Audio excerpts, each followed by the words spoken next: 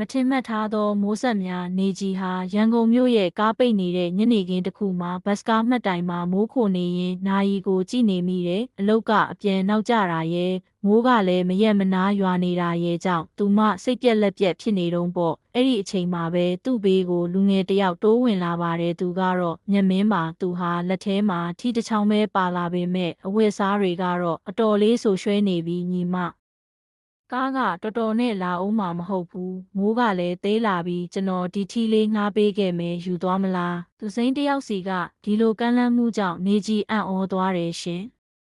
ဒါဆိုအကိုကရောမျက်မင်းကပြုံးလိုက်ပြီးကျွန်တော်ကဒီနားတင်နေတာပါပြေးသွားလို့ရပါတယ်ညီမကတော့အဝေးကြီးပြန်ရမှာဆိုတော့ထီးပါမှဖြစ်မှာပါလို့ပြောရင်းထီးလေးကိုကမ်းပေးခဲ့တဲ့နေကြီးကျေးဇူးတင်စကားတော်မပြောရသေးခင်သူကမိုးထဲကိုပြေးထွက်သွားခဲ့လေရဲ့နောက်တစ်ပတ်မှာတော့နေကြီးဟာထိုမှတ်တိုင်မှာပဲသူ့ကိုပြန်ဆောင်နေမိတဲ့ထီးလေးကိုတေးသေးချာချာပြန်ခောက်ပြီးလက်ထဲမှာကင်ထားရင်းပေါ့ကံကောင်းစွာနဲ့ပဲမျက်မင်းကိုတပတ်အကြာမှာထိုမှတ်တိုင်မှာပဲထပ်တွေ့ရပြန်တယ်